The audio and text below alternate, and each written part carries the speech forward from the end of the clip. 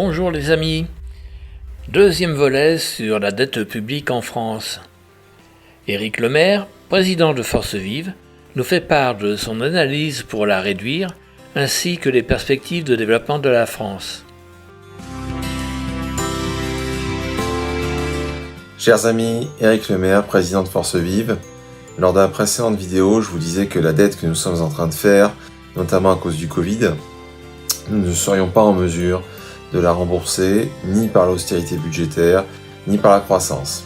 Alors qu'est-ce qu'il faut faire ? Là, c'est très simple. Si nous souhaitons éviter un effondrement à Grèce ou à l'Argentine, c'est-à-dire avoir l'interdiction d'acheter des produits étrangers, ou bien nous retrouver avec des retraites divisées par 4 en pouvoir d'achat réel, il faut qu'on adopte la solution japonaise. Que font les Japonais ?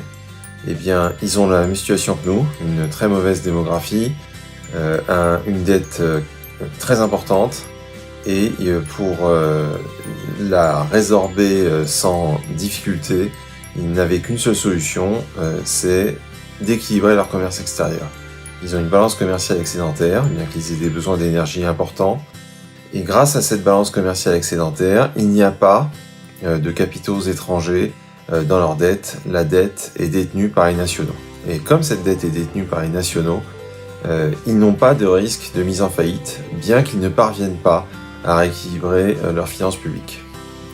C'est un objectif qui est beaucoup plus facile à atteindre que l'équilibre budgétaire ou que la croissance. Il est réellement apporté. Alors pour faire ça, qu'est-ce qu'il faut qu'on fasse ? Eh bien, c'est assez simple. Il faut qu'on produise nettement plus en France et il faut qu'on consomme nettement moins d'énergie. Donc deux parties.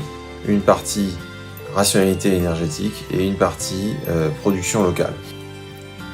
Sur la première partie, Force Vive va développer des propositions, notamment bien sûr doubler notre parc nucléaire dans la perspective de l'augmentation de la consommation d'électricité, d'une part, avec des centrales de nouvelle technologie, de nouvelle génération, et d'autre part, sur la deuxième partie, eh bien, modifier un petit peu notre système d'impôt de production, également notre culture d'entreprise et de formation, afin d'être en mesure d'à nouveau avoir une industrie locale.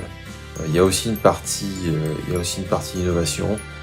Juste à titre d'exemple, il existe aujourd'hui des technologies qui permettent d'imprimer en 3D des panneaux solaires, des batteries, des LED, bref, il y a tout un tas de nouvelles technologies qui peuvent réduire notre retard et pallier à notre problème de productivité, à deux titres. D'abord, l'outil industriel, par exemple chinois, puisque ce sont eux actuellement les maîtres, l'outil industriel chinois il vieillit, comme le nôtre a vieilli il y a 50 ans, d'une part, et d'autre part, comme nous connaissons un appauvrissement relatif, nous devenons au fur et à mesure plus compétitifs. Donc une politique intelligente doit être en mesure de reconstituer une partie du tissu industriel français, non pas par la préservation de l'existant, mais par le développement d'un nouveau tissu, avec de nouvelles machines et une nouvelle culture. Merci à tous, au travail. Quelle France voulons-nous ? Art de vivre et avenir pour tous. Force Vive est le point de ralliement de tous les Français. Rejoignez-nous. Merci de vous abonner à cette chaîne. Cliquez sur la cloche et le pouce bleu pour être informé des prochaines publications. Honneur et patrie, vive la France!